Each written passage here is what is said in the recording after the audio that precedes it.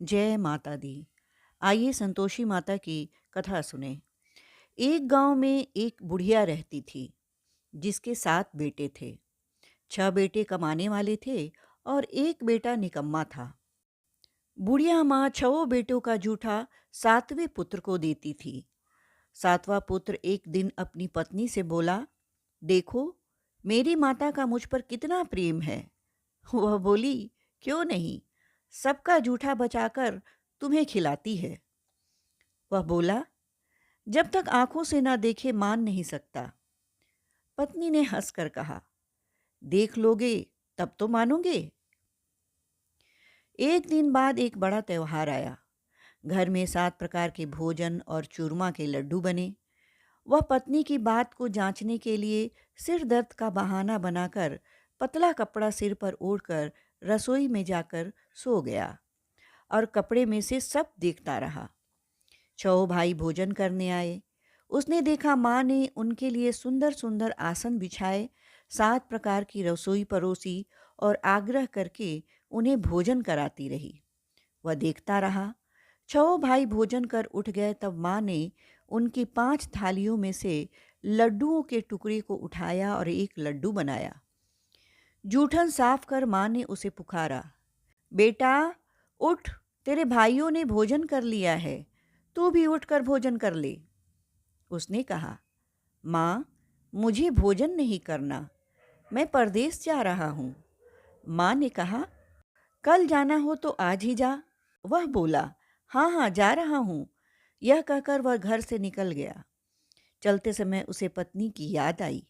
वह गौशाला में कंडे थाप रही थी। वह जाकर बोला, मेरे पास तो कुछ नहीं है, यह अंगूठी है सो ले लो और अपनी कोई निशानी मुझे दे दो।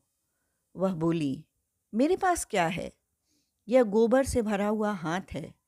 यह कहकर पत्नी ने उसकी पीठ पर गोबर के हाथ की थाप लगा दी। वह चला गया। चलते चलते दूर देश में पहुंचा। वहां एक साहूकार की दुकान थी। वह जाकर बोला, सेठ जी मुझे नौकरी पर रख लो।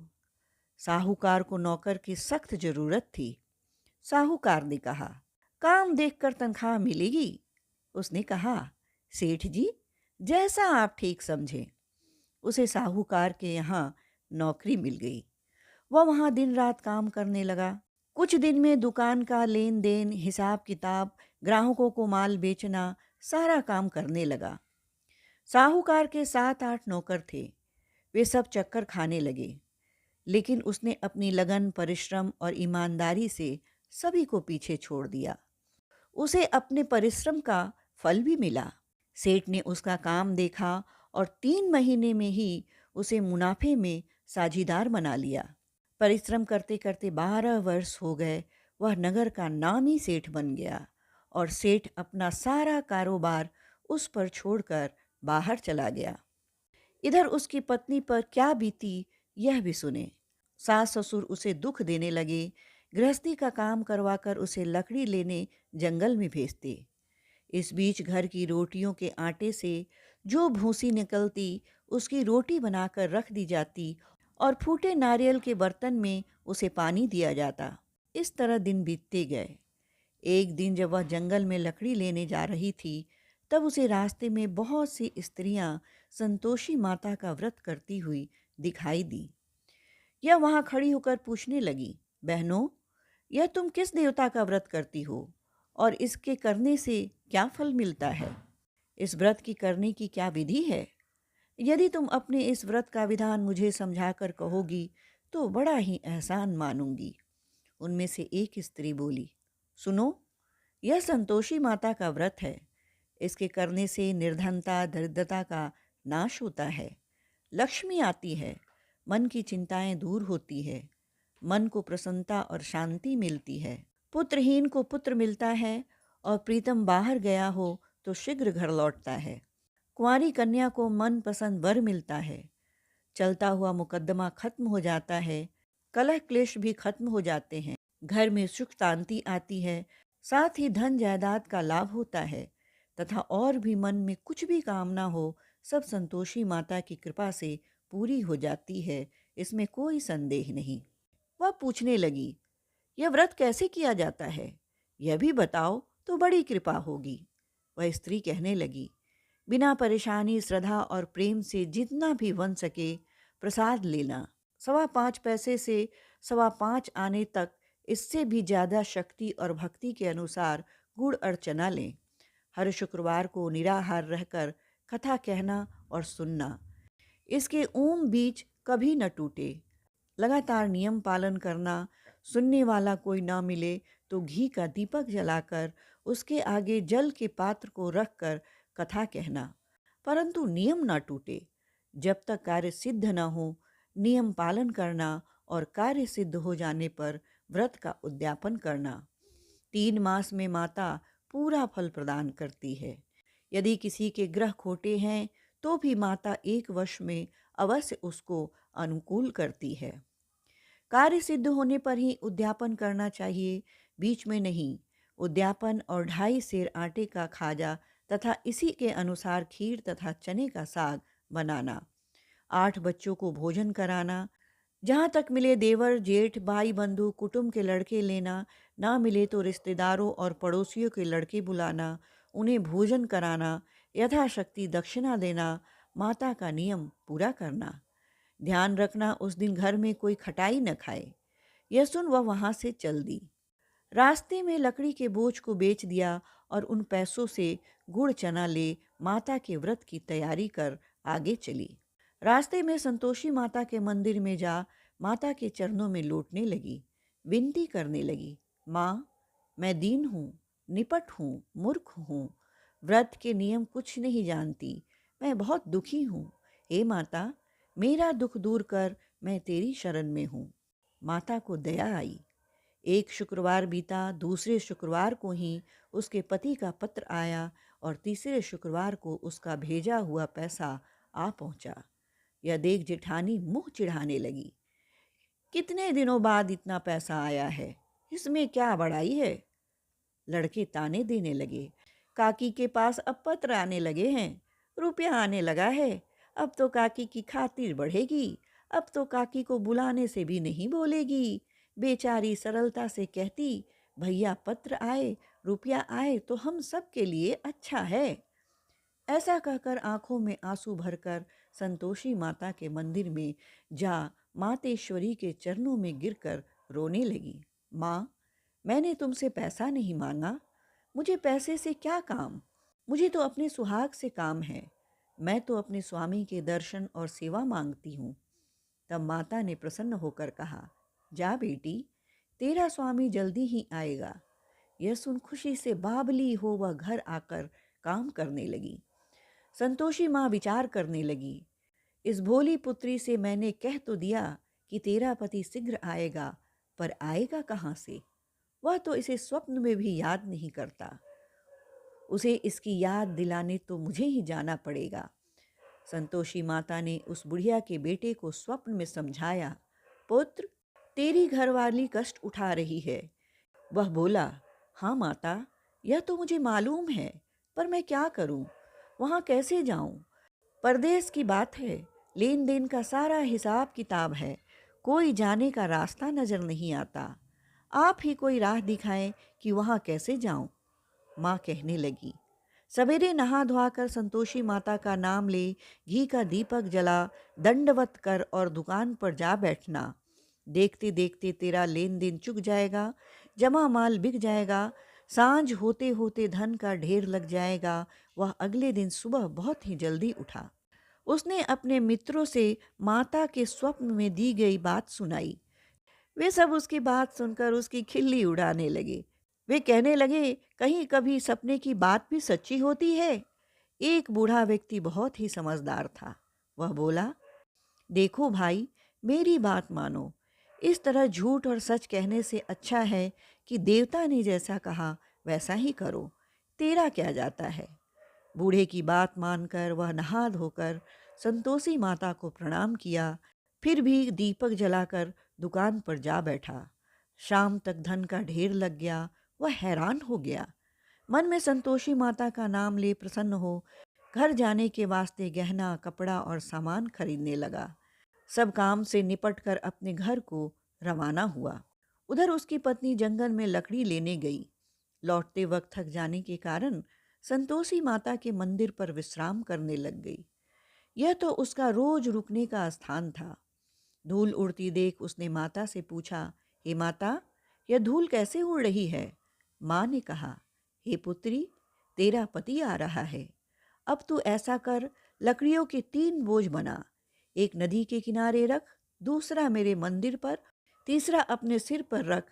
तेरे पति को लकड़ी का गट्ठा देखकर मोह पैदा होगा। वह वहाँ रुकेगा, नाश्ता पानी बना खाकर माँ से मिलने जाएगा। तू लकड़ी का बोझ उठाकर जाना और बीच चौक में गड्ढा डालकर 3 आवाजें जोर से लगाना। लो सासू माँ, लकड़ियों का गट्ठा लो, भूसी को रोटी दो, नारियल के खोपड़े में पानी दो, आज कौन मेहमान आया है? संतोषी माँ की बात सुनकर वह बहुत अच्छा कह प्रसन्न मन से लकड़ियों के 3 बोझ बना कर लाई।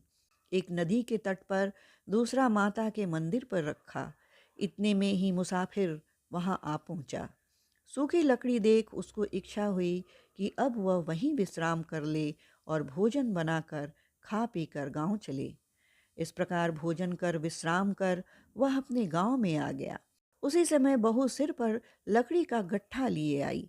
उसने गट्ठा को आंगन में डाल दिया। जोर से 3 आवाजें लगाईं।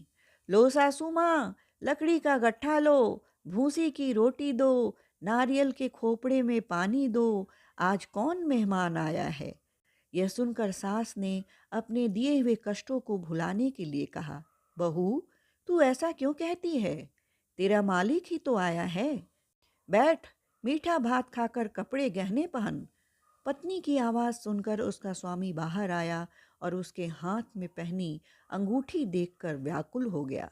उसने पूछा, माँ, यह कौन है? माँ बोली, बेटा, तेरी पत्नी है। आज 12 वर्ष हो गए हैं।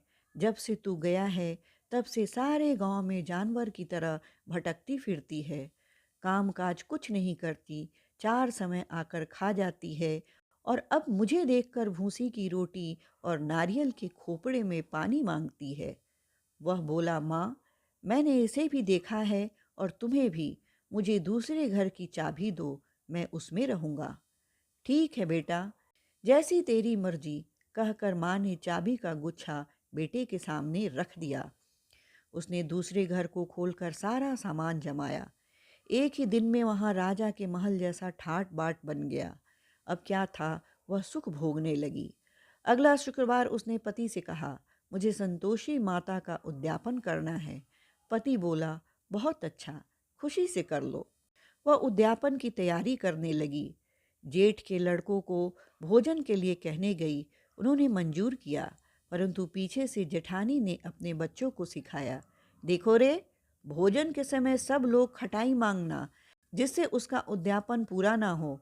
लड़के भोजन करने आए, लड़के भोजन करने आए, खीर पेट भर कर खाई, परंतु बात याद आते ही कहने लगे, हमें कुछ खटाई खाने को दो, खीर खाना हमें भाता नहीं, देखकर अरुचि होती है। लड़के उठ खड़े हुए, बोले, पैसे लाओ।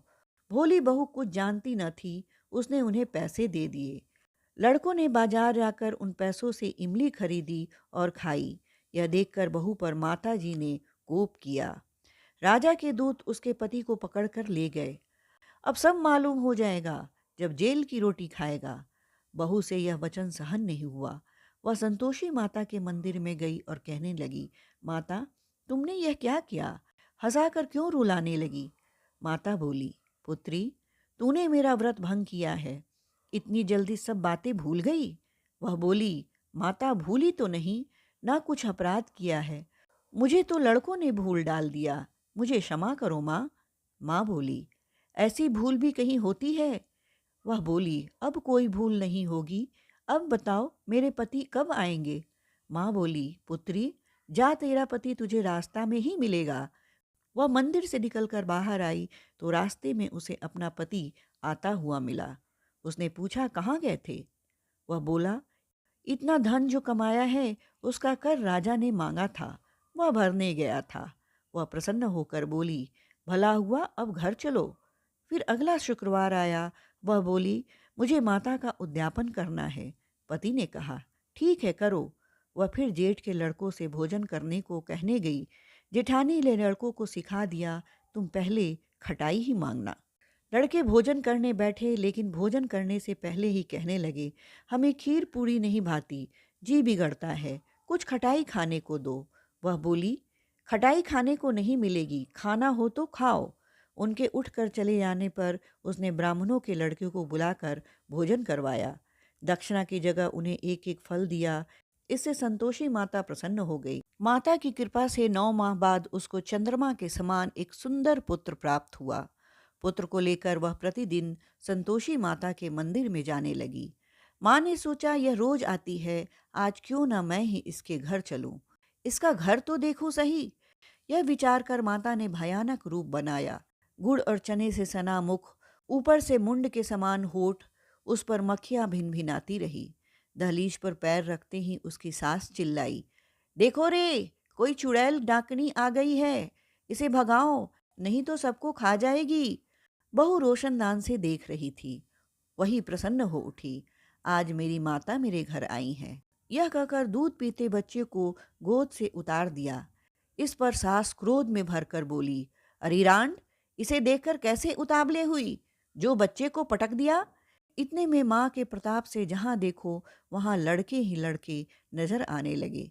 वह बोली, माँ जी, मैं जिनका व्रत करती हूँ ये वही संतोषी माता है। इतना कह उसने झट से घर के सारे किवाड़ खोल दिए। सबने माता के चरण पकड़ लिए और विनती कर कहने लगे, हे माता, हम मूर्ख हैं, अज्ञानी हैं, तुम्हारे व्रत की विधि हम नहीं जानते, तुम्हारा व्रत भंग कर हमने बड़ा अपराध किया है। हे माता, आप हमारे अपराधों को क्षमा करो। इस प्रकार बार बार कहने पर संतोषी माता प्रसन्न हुई। इसके बाद उसकी सास कहने लगी, हे संतोषी माता, आपने बहू को जैसा फल दिया वैसा सबको देना।